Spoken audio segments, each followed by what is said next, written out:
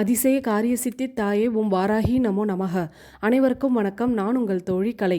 தொடர்ந்து வீடியோஸ் போட முடியல, அதனால முதல்ல உங்ககிட்ட நான் மன்னிப்பு கேட்டுக்கிறேன். ஒரு வாரமாக கோல்டு ஃபீவர்னு உடம்பு கொஞ்சம் சரியில்லாமல் இருந்தது, அதனால தான் வீடியோஸ் போட முடியல. இனி நம்ம சேனலில் தொடர்ந்து பதிவுகள் வரும். வாட்ஸ்அப் மூலியமா நலம் விசாரித்த அனைத்து தோழிகளுக்கும் என்னுடைய மனமார்ந்த நன்றிகளை தெரிவிச்சுக்கிறேன். சரி வாங்க, இன்னைக்கான பதிவு என்ன அப்படின்றத பார்த்துடலாம். இன்னைக்கான பதிவில் சோட்டா நிக்கரை பகவதி அம்மன் கோவிலை பற்றின வரலாறு மற்றும் சுவாரஸ்யமான தகவல்களை பற்றி தான் பார்க்க போகிறோம். பெண்களின் சபரிமலை அப்படின்னு சொல்லக்கூடிய கோவில் தான் இந்த சோட்டா நிக்கரை பகவதி அம்மன் கோவில். பராசக்தி ஜோதி வடிவில் மும்மூர்த்திகளோடும் 30 முக்கோடி தேவர்களோடும் காட்சி கொடுத்த இடம் தான் ஜோதி நிக்கரை. இந்த பெயர் மருவி தான் சோட்டா நிக்கரைன்னு ஆயிருக்கு. கேரள மாநிலம் எர்ணாகுளம் மாவட்டத்தில் தான் இந்த சோட்டா நிக்கரை பகவதி அம்மன் கோயில் அமைஞ்சிருக்கு. நம்ம ஊரில் யாருக்குன்னா பேய் பிடிச்சிருச்சு அப்படின்னா முதல்ல இந்த சோட்டா நிக்கரை பகவதி அம்மன் கோவிலுக்கு தான் கூட்டிகிட்டு போவாங்க. நம்மக்கிட்ட ஏதாவது துஷ்ட சக்தி இருக்குது அப்படின்னா நம்ம மற்ற கோயில்குள்ளே போகும்பொழுது அந்த துஷ்ட சக்தி வெளியே நின்றுடும். ஆனால் சோட்டா நிக்கரை பகவதி அம்மன் கோவிலில் மட்டும்தான் அந்த துஷ்ட சக்தி உள்ளேயும் வர்றதுக்கான அனுமதி இருக்குது. ஏன்னா உள்ளே வந்த அந்த துஷ்ட சக்தி திரும்பவும் வெளியே போகிறதுக்கான வழி கிடையவே கிடையாது. இந்த கோவிலுக்குள்ளே பெரிய மரம் ஒன்று இருக்குது, அதில் தான் அந்த துஷ்ட சக்திகளை அடைச்சி வைப்பாங்க. அதே மாதிரி நம்ம வாழ்க்கையில் தொடர்ந்து ஏதாவது ஒரு தடைகள் ஏற்பட்டுட்டே இருக்குது அப்படின்னா ஒரே ஒரு முறை இந்த கோவிலுக்குள்ளே போயிட்டு வந்தால் போதும், எல்லா தடைகளும் விலகி நம்ம வாழ்க்கையில் சுபிக்ஷம் உண்டாகும். இந்த சோட்டா நிக்கரை பகவதி அம்மன் கோவிலில் மட்டும்தான் அம்பிகை 3 ரூபமாக காட்சி தருவாங்க. விடியற்காலை 3 மணிக்கே கோவில் நடைய திறந்துருவாங்க. அம்பிகையை முதல் தரிசனம் பார்க்குறவங்களுக்கு வெண்ணிறை ஆடையோடு சரஸ்வதி தேவியாக காட்சி கொடுப்பாங்க. மாலை நேரத்தில் சௌபாக்கியம் அருளும் மகாலட்சுமியாக சிகப்பு நிற ஆடை உடுத்தி காட்சி தருவாங்க. 3வது தரிசனமாக இரவு நேரத்தில் வீரத்தை வளர்க்கும் துர்கா தேவியாக நீல நிற ஆடையை உடுத்தி அம்பிகை காட்சி தருவாங்க. இந்த மாதிரி பில்லி சூனியம் ஏவல் போன்ற பாதிப்புகள் இருக்குமோ அப்படின்ற பயம் இருக்கிறவங்களுக்கு ஒரே ஒரு முறை இந்த கோவிலில் அடி எடுத்து வச்சுட்டு வந்தாலே போதும், அம்பிகை இந்த பாதிப்புகள்ல இருந்து நம்மளை முழுமையாக விடுவித்து சந்தோஷமான நிம்மதியான வாழ்க்கையை அமைச்சு கொடுப்பாங்க. இந்த கோவிலில் குருதி பூஜை அப்படின்ற ஒரு பூஜை நடக்கும். முதல்லாம் வெள்ளிக்கிழமையில மட்டும்தான் இந்த பூஜையை நடத்திட்டு இருந்தாங்க. இப்போ எல்லா நாள்லுமே குருதி பூஜை நடக்குது. இரவு 8:30 மணிலிருந்து 10:30 மணி வரைக்கும் இந்த குருதி பூஜை நடக்கும். குருதி பூஜைக்கு பணம் கட்டுறவங்க வரைக்கும் தான் இந்த பூஜையில கலந்துக்க முடியும் அப்படின்னு நாங்கள் நினைச்சோம்.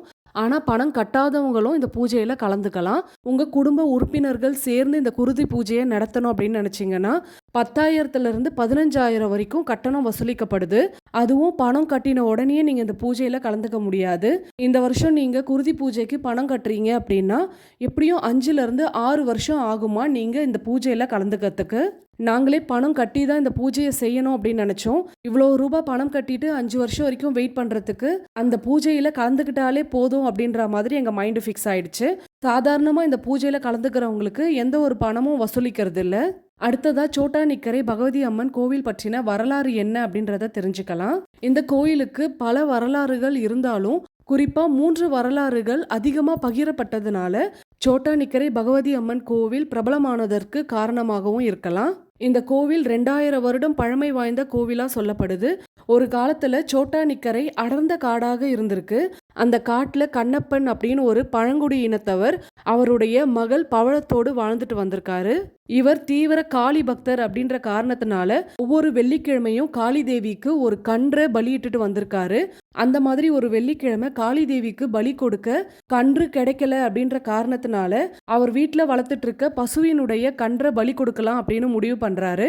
ஆனா அந்த கன்றுக்குட்டி அவருடைய மகளுக்கு ரொம்பவே விருப்பம் அப்படின்ற காரணத்தினால அவருடைய மகளான பவளம் அதை தடுக்கிறாங்க. அப்பா, நான் பாசமா வளர்த்த இந்த கன்றுக்குட்டியை பலி கொடுக்காதீங்க அப்படின்னு கேட்ட காரணத்தினால அவருடைய மகளுக்காக அந்த கன்றை பலி கொடுக்காம விட்டுறாரு. அன்று இரவு பசுமாட்டினுடைய கொட்டகையில பவளம் விளையாடிட்டு இருக்கும் பொழுது துரதிர்ஷ்டவசமாக பாம்பு கடித்து பவளம் அந்த இடத்திலே இறந்துடுறாங்க. கண்ணப்பன் அவருடைய மகள் இறந்ததை பார்த்து கதறி அழுகுறாரு. காளி தேவியிடம் உனக்கு பலி கொடுக்கல அப்படின்ற காரணத்தினால என்னுடைய மகளை பலி வாங்கிட்டியே அப்படின்னு காளி தேவியிடம் முறையிடுறாரு. அப்போ கண்ணப்பனுடைய கனவுல காளி தேவி தோன்றி, நீ எத்தனை கன்றுகளை தாயிடம் இருந்து பிரித்து எனக்கு பலி கொடுத்திருப்ப, அதனுடைய வலி உனக்கு தெரியணும் அப்படின்ற காரணத்தினால தான் இந்த மாதிரி ஒரு இழப்பு உனக்கு நேர்ந்திருக்கு அப்படின்னு சொல்லிட்டு உன்னுடைய மகளும் அந்த பசுவினுடைய கன்றும் மகாலட்சுமி மகாவிஷ்ணுவின் வடிவம். அதனால உன்னுடைய மாட்டு கொட்டகையில 2 பவழக்கல் இருக்கும். ஒன்று தேவியாகவும் மற்றொன்று விஷ்ணுவாகவும் வழிபட்டுட்டு வா, உனக்கு சாப விமோச்சனம் கிடைக்கும் அப்படின்னு சொல்லி மறையறாங்க. கண்ணப்பனும் மாட்டு கொட்டகையில வந்து பார்க்கறாரு. அவருடைய இறந்த மகளும் இல்ல, அந்த கன்றும் இல்ல. அவரும் அந்த 2 பவழக்கற்களையும் வழிபட ஆரம்பிச்சிருக்காரு. கொஞ்ச நாள்லயே கண்ணப்பரும் இறந்துடுறாரு. கண்ணப்பன் வழிபட்ட அந்த கற்களும் பூமிக்கு அடியில மறையுது. சில வருடங்கள் ஆகுது. அப்போ காட்டுல வேட்டையாட ஒரு பெண் வேடன் வராங்க. அப்போ அவங்களுடைய கத்தி வந்து கூர்மை இல்லாததை கவனிக்கிறாங்க. அந்த கத்தியை கூர்மையாக்க கல்லை தேடுறாங்க. அப்போ அவங்க கண்களுக்கு இந்த 2 கற்களும் தெரியுது. அந்த கல்லு மேல கத்திய வச்சு தேய்க்கிறாங்க. அப்போ அந்த கல்லுல இருந்து ரத்தமா வர ஆரம்பிச்சிருக்கு. அப்பதான் அந்த பெண்ணுக்கு புரிய வந்திருக்கு, இது கண்ணப்பன் வழிபட்ட கல் அப்படின்னு. உடனே ஊர் மக்களுக்கு தெரியப்படுத்தி ஒரு சின்னதா கோவில் அமைச்சு அந்த 2 கற்களையும் வழிபட்டுட்டு வந்திருக்காங்க. இப்படிதான் சோட்டானிக்கரை பகவதி அம்மன் கோவில் உருவானதா சொல்லப்படுது. இந்த கோவில்ல குருதி குளம் அப்படின்ற ஒரு குளம் இருக்கு. குருதினா ரத்தம் அப்படின்னு அர்த்தம். ஒரு காலத்துல சிகப்பு நிறத்துல காட்சி கொடுத்த இந்த குளம் இப்போ சாதாரண குளமாக காட்சி அளிக்குது. இந்த குளம் உருவான வரலாறும் இருக்கு. பல வருடங்களுக்கு முன்னாடி இந்த சோட்டானிக்கரை காட்டு வழியா ஒரு ஆண் அவருடைய நண்பன் வீட்டுக்கு ராத்திரி வேளையில நடந்து போயிட்டு இருந்திருக்காரு. அப்போ அவரை பின்தொடர்ந்து ஒரு அழகிய பெண் நடந்து வந்துட்டு இருந்திருக்காங்க. அப்போ அவருடைய மனசுல யார் இவங்க, இவ்வளோ அழகா இருக்காங்க, நம்ம பின்னாடி வந்துட்டு இருக்காங்களே அப்படின்னு நினைச்சிட்டே வந்துட்டு இருக்காரு. பேசலாம் அப்படின்னு யோசிக்கும் பொழுது அவருடைய நண்பனுடைய வீடும் வந்துருது. வீட்டுக்குள்ள போயிட்டு அவருடைய நண்பன் கிட்ட இந்த விஷயத்த சொல்றாரு. இதை கேட்ட அந்த நண்பன், நல்ல வேளை அந்த பொண்ணுகிட்ட நீ பேசல, பேசியிருந்தா உன்னை அடிச்சிருக்கோம் அப்படின்னு சொல்லியிருக்காரு. அவ்வளோ கோவக்காரியா அந்த பொண்ணு அப்படின்னு அந்த நண்பனும் கேட்டிருக்காரு. அது பெண்ணே கிடையாது, இரவு நேரத்துல இந்த காட்டுல உலா வரும் மோகினி பிசாசு அப்படின்னு அவர் நண்பனும் சொல்லியிருக்காரு. இங்க இந்த ஊர்ல நிறைய பேரை அடிச்சு சாப்பிட்டுருக்கு. உன்னுடைய நல்ல நேரம், நீ அந்த மோகினி பிசாசு கிட்ட இருந்து தப்பிச்சு வந்திருக்க அப்படின்னு அவங்க நண்பன் சொல்றாரு. நேரம் ஆயிடுச்சு. நண்பனை பார்க்க வந்த அந்த ஆணும் அவர் வீட்டுக்கு திரும்பி போகணும். அதே வழியில போனா அந்த மோகினி பிசாசு கிட்ட அவர் மாட்டிடுவாரு. அதனால அவருடைய நண்பன் அந்த பக்கம் பகவதி அம்மன் கோவில் இருக்கு, அதை சுத்திக்கிட்டு நீ போ அப்படின்னு சொல்லிட்டு அவருக்கு வழி சொல்றாரு. மனசுல ரொம்ப பயத்தோட அவரும் கிளம்ப ஆரம்பிக்கிறாரு. பகவதி அம்மன் கோயில் வழியா போகும்பொழுதுதான் அந்த மோகினி பிசாசு திரும்பவும் அவரை பின்தொடர்றத கவனிக்கிறாரு. இந்த முறை அந்த மோகினி பிசாசு அவரை வேகமா துரத்த ஆரம்பிக்குது. அவரும் பயத்துல பகவதி அம்மன் கோவிலுக்குள்ள நுழைஞ்சிடுறாரு. அங்க அவரு அம்பிகையினுடைய பாதத்தை பிடிச்சிட்டு, இந்த மோகினி பிசாசு கிட்ட இருந்து என்னை எப்படியாவது காப்பாத்திடுமா அப்படின்னு கதறி அழுகுறாரு. மோகினி பிசாசும் கோவிலுக்குள்ளேயே வந்துருது. அப்போ அம்பிகை காளி தேவியா உருவெடுத்து அந்த மோகினி பிசாச அழிக்கிறாங்க. அந்த சமயத்துல அந்த பிசாசினுடைய ரத்தம் குளம் போல காட்சி தருது. அந்த குளம் தான் பகவதி அம்மன் கோவில் குருதி குளமா இன்று வரை காட்சி தருது. ஆரம்ப காலத்துல சிகப்பு நிறமாக இருந்த அந்த குளத்தினுடைய தண்ணீர் காலப்போக்கில் அந்த தண்ணீருடைய நிறம் மாறி இருக்கிறதா சொல்லப்படுது. சில காலம் கழித்து அந்த குளத்தை தூர் வாரியிருக்காங்க. அதுல காளி தேவியினுடைய சிலை ஒன்று கிடைச்சிருக்கு. இப்பவும் பகவதி அம்மன் கோவில்ல குருதி பூஜை நடக்கிறது அந்த காளி தேவிக்கு தான். காளி தேவியினுடைய சிலை இருக்கிற இடத்த கீழ்காவு பகவதி அம்மன் அப்படின்னு சொல்லுவாங்க. பகவதி அம்மனை தரிசனம் செய்ததுக்கு அப்புறம் இந்த தேவியை தரிசனம் செய்யணும். அடுத்ததா சோட்டானிக்கரை பகவதி அம்மன் கோவிலுக்கும் சரஸ்வதி தேவிக்கும் என்ன சம்பந்தம், ஏன் விடியற்காலை 3 மணிக்கே இந்த கோவிலை திறந்துடுறாங்க, முதல் தரிசனமா அம்பிகை ஏன் சரஸ்வதி தேவியா காட்சி தராங்க, இந்த வரலாறை பார்க்க ஆரம்பிக்கலாம். ஆதி சங்கரருடைய பூர்வீகம் கேரளம் அப்படின்ற காரணத்தினால பகவதி அம்மன் கோவில் இருக்கக்கூடிய காட்டுப்பகுதியில தவம் இருக்காரு. அப்போ அவருக்குள்ள ஒரு எண்ணம் வருது, கேரளாவில் சரஸ்வதி தேவிக்குன்னு தனியா ஒரு கோவில் அமைக்க முடிவு செய்யறாரு. கேரளாவில் அதுவரை எந்த ஒரு கோவிலும் சரஸ்வதி தேவிக்கு உருவாக்கப்படலை அப்படின்ற காரணத்தினால அந்த காட்டு வழியாகவே நடந்து கர்நாடக மாநிலத்தில் இருக்கக்கூடிய ஒரு சரஸ்வதி கோவிலுக்கு போறாரு. அங்க சரஸ்வதி தேவியை நினைத்து கடும் தவம் இருக்காரு. அப்போ அவர் முன்னாடி சரஸ்வதி தேவி காட்சி தராங்க. சரஸ்வதி தேவி ஆதிசங்கரிடம் என்ன வரம் வேண்டும் கேள் அப்படின்னு கேட்குறாங்க. அதுக்கு ஆதிசங்கரர், எங்களுடைய கேரள மாநிலத்தில் இதுவரைக்கும் சரஸ்வதி தேவியினுடைய கோவில் இல்லை, நீங்கள் என் கூட வந்தீங்க அப்படின்னா கேரள மாநிலத்தில் உங்களுக்கு ஒரு கோவிலை அமைச்சு கொடுக்குறேன் அப்படின்னு சொல்கிறாரு. சரஸ்வதி தேவி சம்மதமும் சொல்லிட்டு ஒரு நிபந்தனையும் கொடுக்குறாங்க.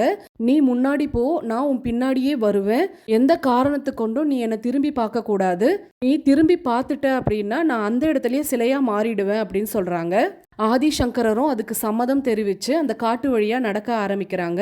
சரஸ்வதி தேவி நடந்து வர கொலுசு சத்தம் கேட்டுட்டே ஆதிசங்கரரும் நடக்க ஆரம்பிக்கிறாரு. இரவும் பகலுமா அந்த காட்டு வழியா நடந்து போயிட்டு இருக்காங்க.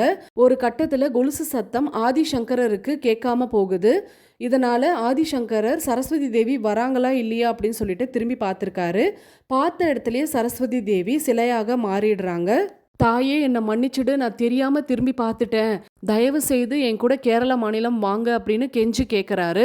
அந்த சமயத்துல சரஸ்வதி தேவி, நான் கொடுத்த வாக்கை நீ மீறிட்ட அப்படின்ற காரணத்தினால நீ எனக்கு இந்த இடத்துல தான் கோவில் கட்டணும் அப்படின்னு சொல்லி கேட்டுக்கிறாங்க.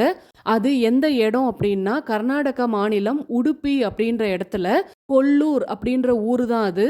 கொல்லூர் அப்படின்னு சொன்னதுமே உங்களுக்கு தெரிஞ்சிருக்கும். சரஸ்வதி தேவி ஆதிசங்கரருக்கு மூகாம்பிகையாக காட்சி கொடுத்த இடம்தான் கொல்லூர். ஆதிசங்கரர் திரும்பி பார்த்த நேரம் காலை 3 மணி. சரி, மூகாம்பிகைக்கும் பகவதி அம்மனுக்கும் என்ன சம்பந்தம் அப்படின்னு கேட்டிங்கன்னா, திரும்பவும் ஆதிசங்கரர் கெஞ்சி கேட்டதுனால சரஸ்வதி தேவி கேரள மாநிலத்துக்கு வராங்க. ஆனா காலையில 3 மணிக்கு தரிசனம் கொடுத்துட்டு திரும்பவும் கொல்லூர் மூகாம்பிகை கோவிலுக்கே திரும்பி போயிடுவாங்க.